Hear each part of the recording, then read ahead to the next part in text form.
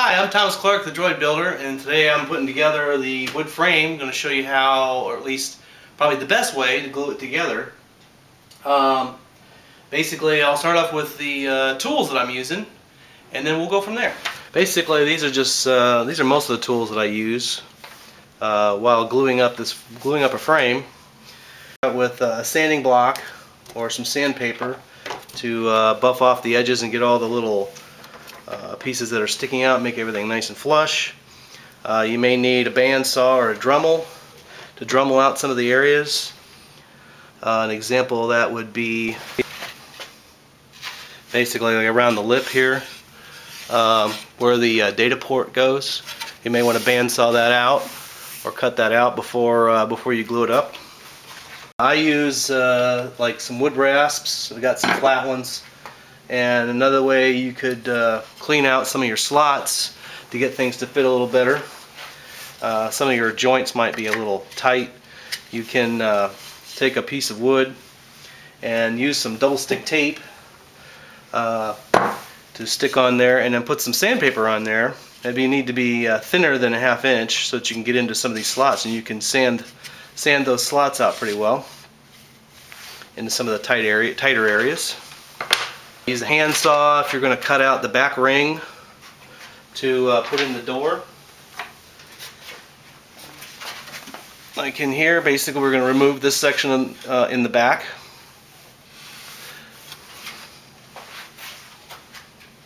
And then we'll flush sand that up to the inside there for the door. I've got like a small brush for brushing in glue. What I do, I've just got some regular old Titebond glue. You could use Elmer's or whatever wood glue. But when you put joints together, what you'll want to do, if you've got two pieces that go together like this, what you want to do is you want to put glue both in the slot and on the joint of the other piece. When you have glue on both of them, it will bond a lot better when you put it together.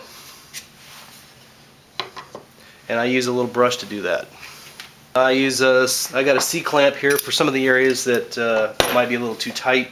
Like sometimes when you put a joint together and it doesn't fit flush, you can use a C-clamp here to pull it flush. After you've got it put together, you can take the clamp off usually.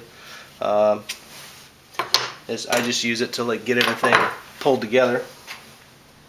And then I have a ratchet strap, which is one of these little guys, basically to go around the outside ring when I got everything glued up in the last phase, to pull all of the uprights into the top piece.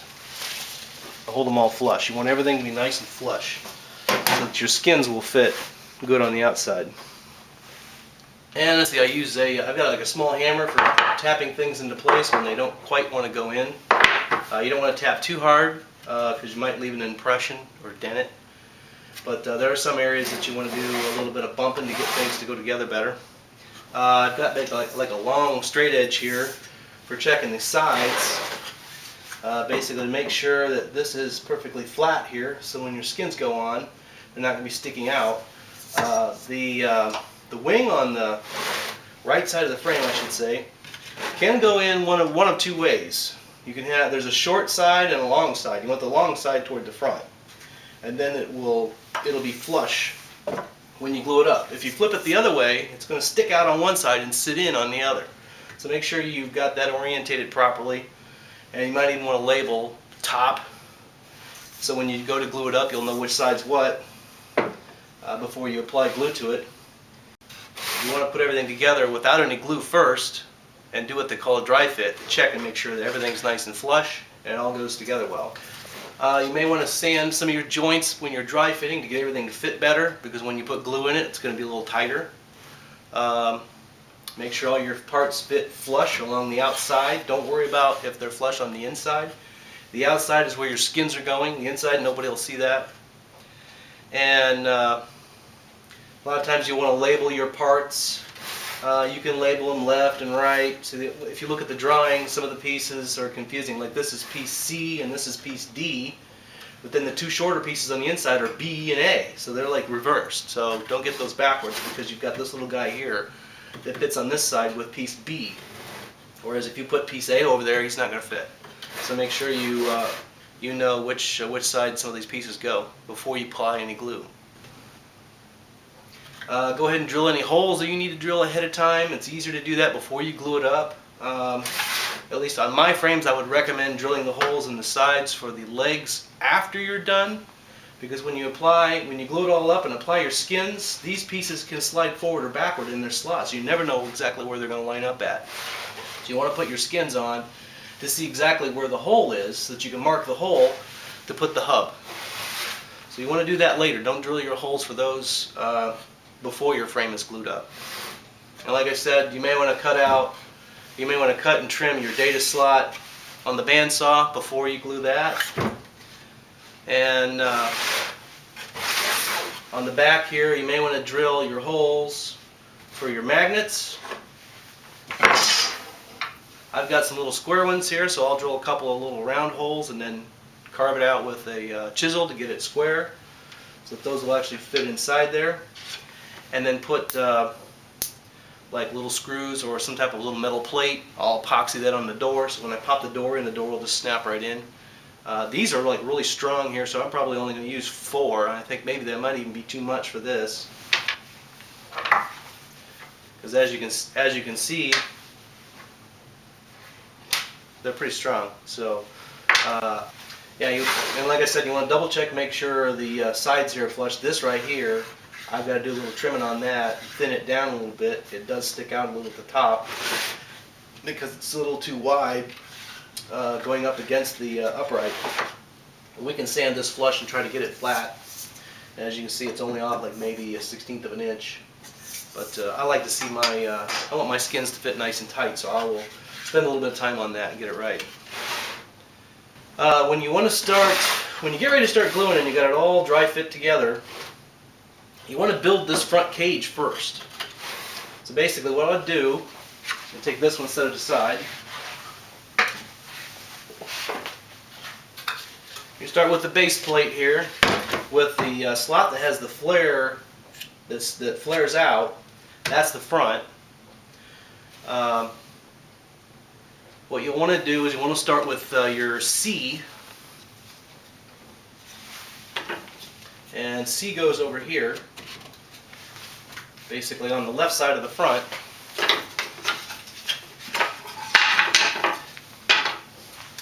And then you want to put the middle ring in.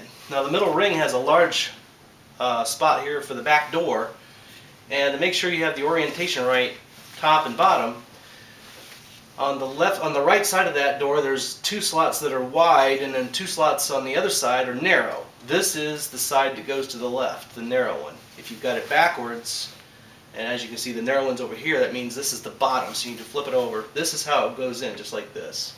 So what we'll do is we'll basically assemble that.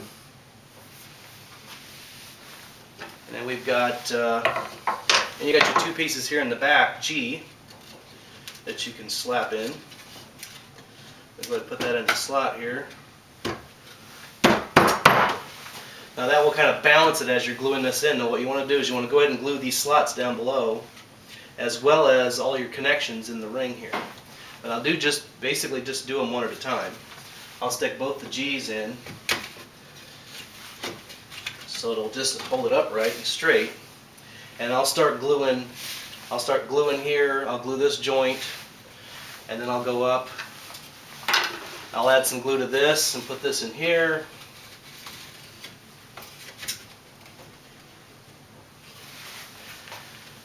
And then I'll add some glue to the top pieces. Here's another one right here. I'll glue just that joint. I'll glue just this joint. Here's another piece here. I'll glue that joint. And now, as you can see, B goes over here. So now I want to glue all of these joints right here.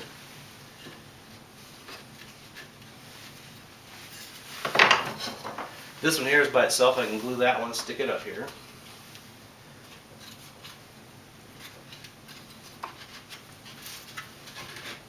And this is where the little hammer comes in handy.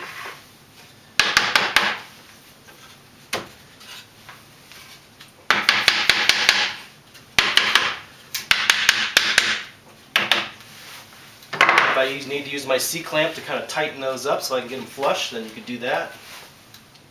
And then A goes over here. Glue all these joints. Brush all your glue in with your little brush.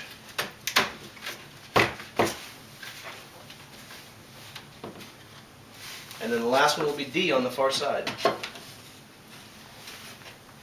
You have to have the curved pieces in first before you can slide the uprights. Because obviously when you have the uprights in place, the curved pieces won't fit in.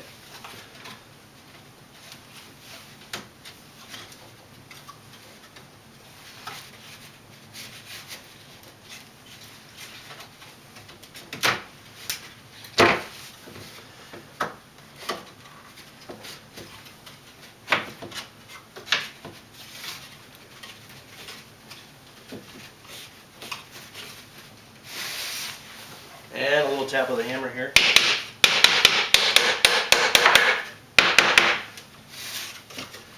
Everything should fit together nice and snug. There we go. That's the hardest part of the frame right there, is getting all this glued in.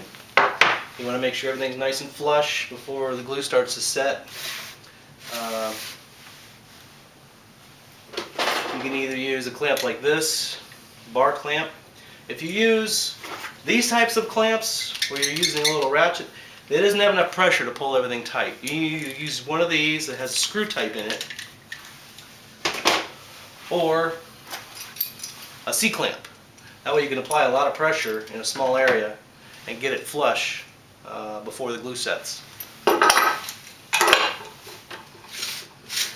Now that we've got the front done, you can go ahead and you can pull your back piece out, which is the G's. Go ahead and apply glue here, and on the slots and on the bottom of your piece. And do the same thing with the other side. Next would be the sides. Now on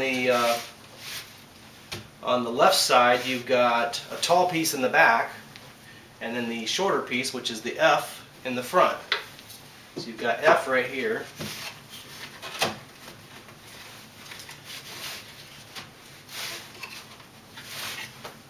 You want to put your uprights in place, so that would be basically set like this, where the slot is on the outside. And go ahead and glue that in, and then put all the pieces according to your drawing for that, which would be your side wings, and then the three F's and the E. The E goes over on the left side, all the way to the top. And last but not least, last you want to do is the top ring. Basically, you want to go ahead and apply glue to all the slots and get that put into position.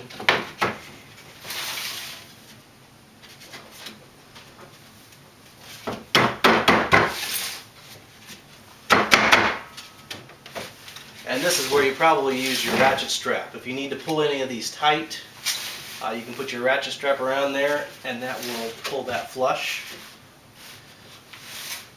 And then just let it sit for a couple hours and let it dry. And what you'll end up with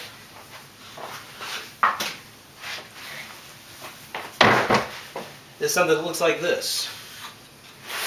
I let this one sit overnight basically and dry, and kind of went back and checked up on things. There'll be some areas I'd like to sand flush, like along here. As it was drying, I scraped off any glue that squeezed out, which would be a good time to do that instead of having blobs of glue to fix later. Just use a little rag. As I'm applying glue, I used a little block of wood, and I just squeezed out some glue and then used my brush basically to kind of brush it off and put it into the joints. You can use just the bottle to squeeze it, but after a while your hand kind of hurts, and it's easier just to squeeze out a bunch of glue and just use a brush, because you're going to be pulling parts tight and stuff, and it's a lot easier to have your glue out already especially if you get big bottles of glue like I do, like these. It's very hard to squeeze the glue out of it, so I squeeze it out onto a block of wood. And what we're going to do here, I'm going to go ahead and cut this out now that my frame is all dried up with the, I'm going to use the handsaw here. And what you want to do is you want to cut it a little bit away from the edge, because I'm going to come back in and sand that flush, and I don't want to rub up against the frame here and leave a little mark. So let's take and we'll cut it like maybe a 1/16 of an inch away.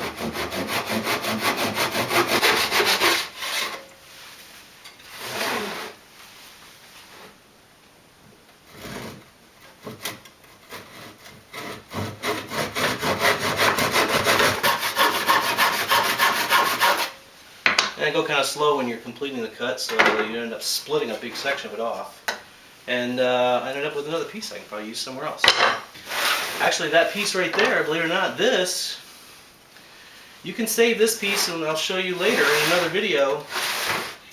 Your utility arms that fit up front here, you can cut these down into little blocks basically and space those in there for spacers for your utility arms to fasten to. And you can take, once you've got it spaced properly, you can take that and actually glue it into the location where your utility arms are going. Instead of drilling holes through there and putting bolts in, you can just use like wooden pegs or something, drill a hole into this, and drill a hole through your utility arms, and it will actually pivot on these little blocks that you put in there. So yeah, this is going to be useful later. Basically, I'm going to show, now that I've got the back here. I did a door a couple years ago, but this one's just a little bit too tall. I'll have to cut this one down, but I can show how it fits in here. This one fits in a little tight